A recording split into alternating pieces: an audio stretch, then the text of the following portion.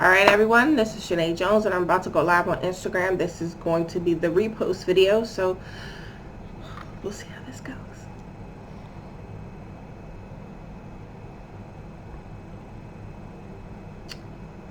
Hello everyone, my name is Shanae Jones and this is KNKY, which stands for Know the New Kinky You. I am a certified sex coach and I am here to talk to you about things relating to sex and sexuality. I want to preface this particular live because the live was requested by a person who sent me a DM, which I respond to.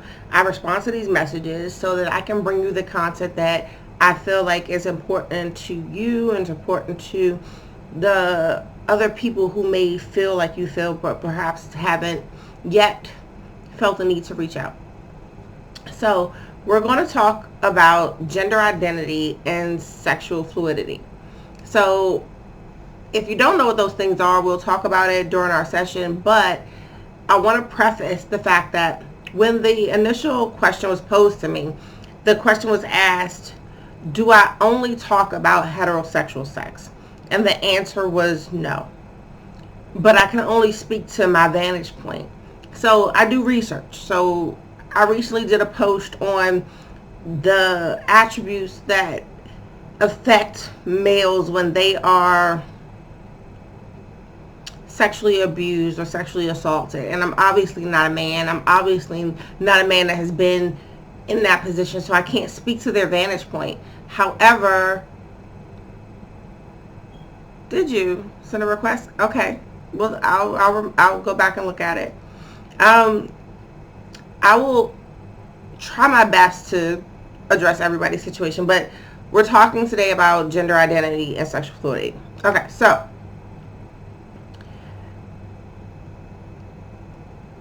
I went to a conference last year, and I got my certification recently as a sex coach, a certified sex coach, and it opened me up to a whole bunch of different things that I just was not aware about.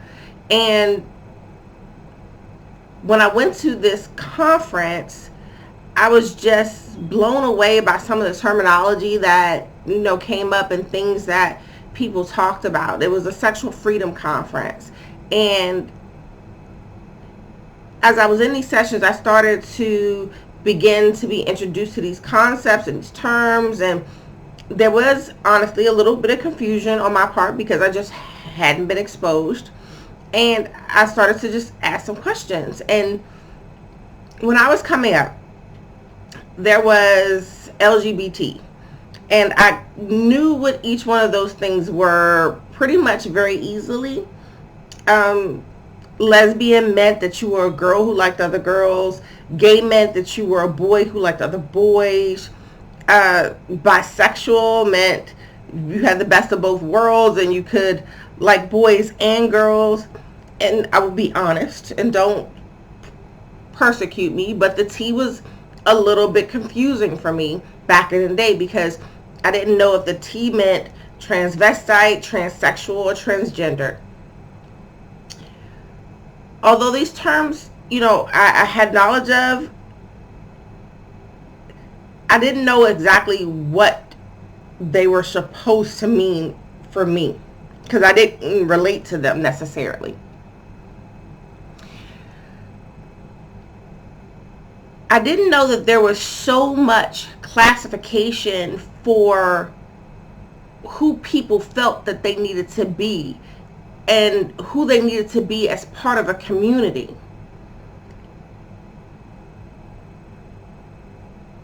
Although I didn't know then, I do know now that, the T in LGBT stands for transgender.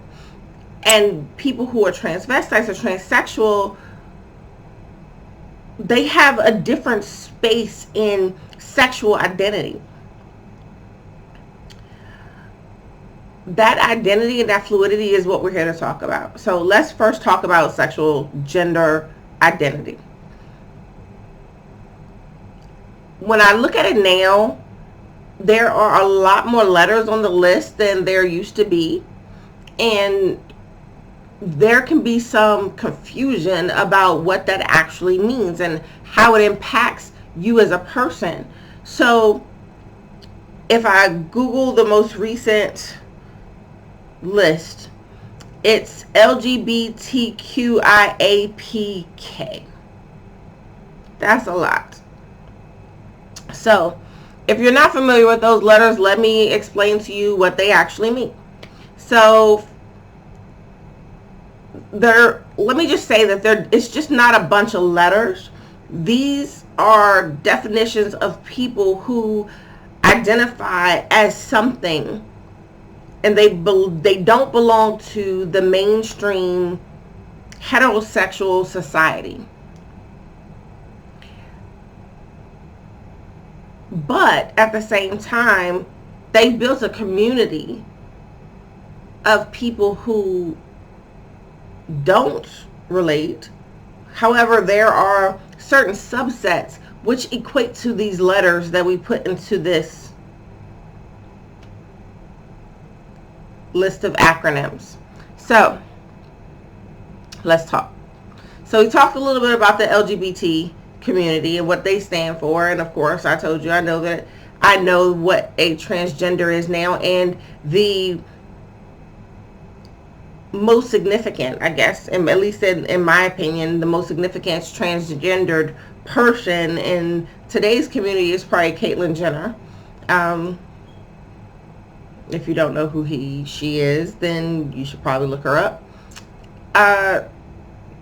The Q, so we're moving on in the alphabet. The Q has two actual meanings. It's queer, which can be an offensive word depending on who's saying it and how it's being said. It's the same thing as the N word, meaning that if you're not in that community, you know you're not supposed to say it. So it's just one of those words that you just don't say if you're not allowed. So in the other term, questioning means that you are trying to figure it out. You're trying to figure out who you are as a sexual person, who you are as a person, who do you like? What turns you on? Is it boys? Is it girls? Is it transgenders? Is it nothing? Is it trees? Is it cars? You're trying to figure it out, right? So the I stands for intersex, which is a person whose reproductive system when they are born is not distinctly male or female. This is where we get the terms hermaphrodites and things like that. There are people who, most of this stuff, like, we are people who have conscious choice. Our conscious choice tells us that we can be attracted to whomever, whatever we want. However, there are situations where we are born into our bodies and we have to make the conscious choice to either accept it or not. But in the event of an I, which is an intersex person, they're born into a body that doesn't tell them distinctly whether they're male or female. The A is an asexual, who is a person that doesn't necessarily feel sexual attraction towards any gender, but they can still feel that emotional connection, right? So sex is less of an impulse for an asexual than somebody who perhaps is a P, which is a pansexual. This person has attraction without regard to their gender identity. They can be attracted to men, women, transgenders, whatever turns their flute or floats their boat. There is a distinction between a pansexual and a bisexual. So we're going back to the fact that a bisexual is a person who is attracted to both men and women. A pansexual is a person that is attracted to all sexual orientations. Now, just so you know, this letter in the list is my favorite. The K stands for kink.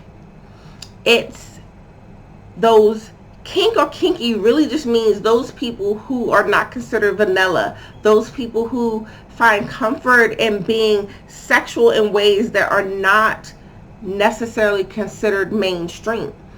And I guarantee you that 99 point, and my day job is in IT, so 99.999 availability. Most of us are kinky. Now, the scale of kinky can vary. But if you're not that vanilla person who wants to just have, sex, missionary style, in the bedroom, on the bed, with the lights on, then you are probably considered kinky. What we do is use a list like the LGBTQ plus, which is what I've seen, to create a definitive order for how people can identify themselves sexually. And I personally believe that this list, although is intended to be inclusive, is also exclusive. Now, don't take this the wrong way when I say this, but remember, I understand that it's intended to be a community. I understand that the intention is to create a space where people can come together and rejoice in their commonalities while also embracing their differences. I want you to understand that life is about learning who we are as a people. We didn't choose to be born in the bodies that we were born in. This is just how the hell we came out. Cosmetic surgery and therapy and all these other things help us to regain the consciousness of who we expect to be from the inside out. Our makeup is about our nature and our nurture. So we have to consider both. We search every day to know more and more about who we are. We do Ancestry DNA or any of those other DNA sites to figure out our ethnic descendants and where we came from in the world. We need to understand our medical history so that we know all of the fucked up shit that comes with our lineage, so that we know whether we are affected by diabetes or cancer or heart disease or whatever it is. We look to understand who we are. There are some aspects of us that come because it's who we're designed to be. It's our genetic makeup. There are other parts of us that come because we choose this life, and we have to understand that. I think that there is an opportunity to have a larger conversation. We should never question who we are and how we feel about ourselves. If you feel that you are born into the wrong body, or you feel like the body you're born into is something you want to improve, it's something that you should be willing to discuss and be willing to have a conversation about. We don't have to divide ourselves. And I say this because LGBTQ plus does not include an H. Or not even an H, an S for straight. Because being straight is an option in our sexuality, as well as being lesbian, as well as being gay, as well as being bi, as well as being transgender. We need to begin to have conversations about sexuality that are not just us versus them. We have to have those conversations. We don't need to divide ourselves. We can talk about sex. We can talk about sexuality. We can talk about how we feel on the inside and how it reflects to us on the outside. We have to understand that regardless of whatever we have, whether it's breast and a vagina or a penis, whether we like boys that are feminine or thug boys, or if we like girls that are soft or butch, whether we like whatever it is that we like, we're allowed to like it. We're allowed to like it. What we need to care about and decide and engage in with sex is who we are attracted to. And if that sits well with you, then there's no problem. I think one of the issues that kind of gets lost when we start to deal with gender identity and sexual orientation is the fact that regardless of who you're attracted to, what you want is to give pleasure.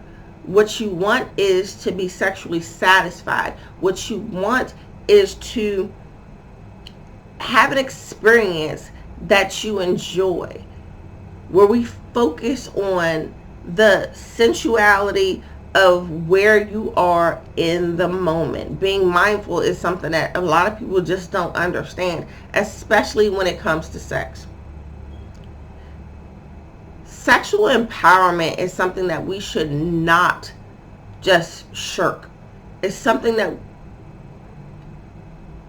shouldn't be diminished. It's something that is for everyone. It's something that should be celebrated.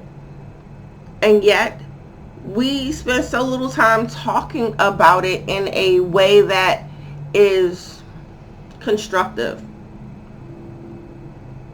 So we talked a little bit about sexual fluidity, and this is the live, right? So I've seen a lot of you come in. Thank you for the waves. Thank you for the shout outs. These stories that are live only last about 24 hours. So I also record them. So if you see me looking here and here, it's because I'm doing two different things.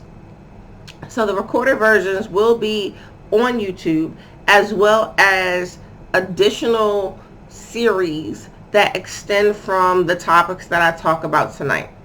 So the series, the next three-part series, three-part series, this is 6, but you know, 3 and 3. Three-part series will talk about the Kinsey scale, the Klein scale, and the KNKY scale. This is KNKY, which stands for Know the New Kinky You. So we're really going to talk about how it is that some of these things came into play when we're talking about sexual identity and the meaning of sexual orientation. These concepts help us figure out these varying scales of where we are. And the concepts, you know, for Klein and for Kinsey, they play off each other. The one for KNKY is something that is brand new, and I hope that you guys will support me in it. Everything I do, if you have not subscribed to the YouTube channel, please do. Everything I do across social media is at DOYOUKNKY. I hope you learned something tonight. If you have questions, please feel free to send me a message. I would love for you all to have the best sex of your life. And if you're not and you want to do something about that, then please feel free to send me a direct message. I've gotten used to saying DM, but a direct message, usually via Instagram. But also you can send me contact information via my website. Everything again is DOYOUKNKY. The website is .com. I so much appreciate everyone who joined, or everyone who's going to watch, or everyone who's going to watch the repost. If there's anything you ever want to talk about, please let me know. I appreciate you so much. And thank you for joining me tonight. I'll talk to you next week.